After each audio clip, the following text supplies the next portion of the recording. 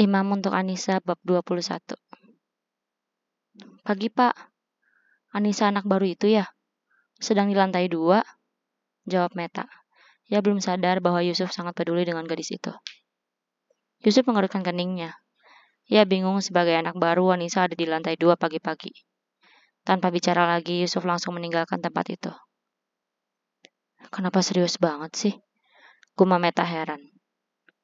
Nis, kamu lagi apa? Tanya Yusuf. Ia kaget melihat Anissa sedang mengepel lantai. Anissa menoleh ke arah Yusuf. Mas Yusuf, lagi ngepel, jawabnya. Iya, aku tahu. Maksud aku, kenapa kamu ngepel? Ini kan bukan tugasmu, ucap Yusuf. Ia langsung mengambil alat pel yang sedang dipegang oleh Anissa. Iya, tadi belum sempat Anissa menjelaskan, Yusuf sudah menarik tangannya. Sini ikut aku, ajaknya. Anissa pun membuntuti Yusuf karena tangannya digandeng oleh pria itu.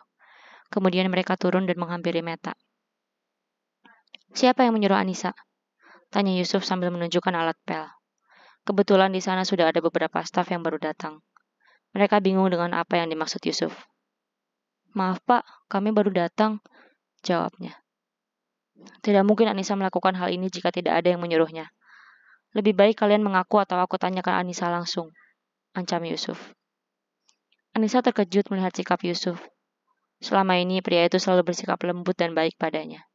Namun ternyata dia bisa galak pada stafnya. Diancam seperti itu, Meta pun takut. Akhirnya ia mengaku dengan berat hati. Saya Pak, dia kan anak baru. Jadi apa? Jadi harus kamu pelonco? Atau harus kamu bully? Bentak Yusuf. Darahnya langsung naik membayangkan Anissa membersihkan kafe itu seorang diri. Bukan apa-apa. Ia sudah susah payah meminta Anissa agar mau ikut dengannya. Jika dipersulit seperti itu, Yusuf khawatir Anissa akan pergi lagi. Mas, sudahlah. Aku gak apa-apa kok, jawab Anissa. Meta terkesiap saat mendengar Anissa memanggil Yusuf dengan sebutan Mas. Gak apa-apa gimana, Nis? Ini baju kamu aja sampai basah keringat karena keringat. Pasti kamu ngepel bukan di lantai 2 aja kan? Lantai 2 aja udah luas. Apalagi kalau harus ditambah lantai 1. Kerja pakai baju basah begini bisa-bisa kamu masuk angin, ucap Yusuf. Mereka heran melihat nada bicara Yusuf bisa langsung berubah saat sedang bicara dengan Anissa. Iya, nanti aku ganti pakaian, jawab Anissa. Kebetulan tadi ia sengaja tidak memakai seragamnya dulu saat hendak mengepel. Pokoknya mulai saat ini saya tidak mau melihat Anissa nyapu dan ngepel lagi. Dia ini wakil saya. Paham? Ucap Yusuf tegas. Anissa terperanjat. Ia tak menyangka akan mendapat jabatan seperti itu. Namun Anissa merasa dirinya tak pantas menerima jabatan tersebut. Saat itu Yusuf langsung pergi ke ruangannya. Anissa pun menyusulnya karena ingin klarifikasi mengenai jabatannya. Mas, maaf, sepertinya ada yang salah, ucap Anissa. Apa, Nis? Tanya Yusuf sambil duduk di kursi. Aku kan belum pengalaman, Mas. Rasanya jika harus menjabat seperti itu, aku tidak sanggup, ucap Anissa. Aku yakin kamu pasti bisa, hanya perlu belajar sedikit, nanti aku ajari, jawab Yusuf. Tapi Mas, apa kau tak orang nanti? Aku yang baru bekerja ini langsung dapat jabatan itu, tanya Anissa lagi. Tidak perlu mendengar ucapan orang lain. Fokuslah pada dirimu sendiri dan kewajibanmu sebagai pegawai. Kalau kamu menolak, kamu bisa pindah ke rumahku dan tidak perlu bekerja di sini lagi. Skak Yusuf. Loh, kok begitu? Tanya Anissa heran. Karena kamu tanggung jawab aku, Minis. Aku sudah berjanji pada papamu akan menjagamu, jawab Yusuf. Tidak perlu seperti itulah, Mas, ujar Anissa. Nis, kamu tuh kenapa sih? Gak bisakah nulis sama aku sekali aja? Please. Yusuf memohon pada Anissa.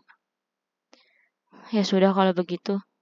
Maaf ya pagi-pagi sudah membuat Mas Yusuf emosi, ucap Anissa, kemudian ia pamit dan meninggalkan ruangan itu. Aku bukan emosi sama kamu. Aku emosi lihat kamu disiksa, gumam Yusuf sambil menatap Anissa. Gadis itu pergi ke mes untuk berganti pakaian. Ia pun sudah tidak nyaman karena pakaiannya basah. Setelah itu, ia kembali ke ruang loker untuk memakai seragam yang sudah tersedia di sana. Ada hubungan apa kamu sama Pak Yusuf? Tanya Meta. Ia masih penasaran dengan hubungan mereka. Gak ada, Mbak, jawab Anissa. Mana mungkin? Kamu pacarnya kan? Tuduh Meta. Bukannya meminta maaf, ia malah seolah menantang Anissa. Meta tidak terima diperlakukan seperti itu oleh Yusuf. Terserah deh, silakan Mbak yakini apa yang Mbak ingin yakini. Yang penting aku udah jawab, ucap Anissa, kemudian dia meninggalkan Meta dari ruangan tersebut. Kurang ajar. Mentang-mentang dibelain Pak Yusuf, dia langsung jadi songong banget. Gumam Meta kesal. Sementara itu Anissa pergi ke ruang office untuk menemui atasannya. Permisi, ucapnya. Masuk, Nis, sahut Yusuf. Loh, Mas Yusuf kok belum berangkat? Emang hari ini gak ada kerjaan? Tanya Anissa. Ia tahu Yusuf merupakan orang sibuk, sehingga Anissa bingung pria itu masih ada di kafe. Ya ini aku lagi kerja. Kafe ini juga kan punya aku, yang harus aku pantau.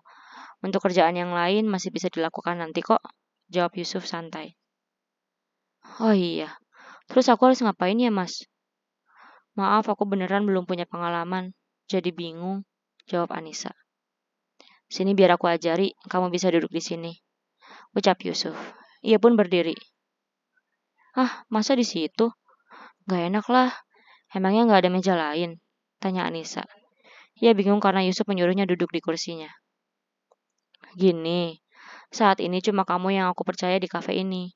Kamu tahu kan kalau aku itu sibuk. Jadi aku harap kamu bisa mewakiliku untuk mengecek seluruh laporan kafe. Jelas Yusuf. Tapi kan aku belum pengalaman, Mas. Gimana kalau aku salah? Tanya Anissa. Aku yakin kamu ini cepat tangkap. Makanya sekarang aku mau mengajari kamu. Di sini sudah ada satu orang manajer.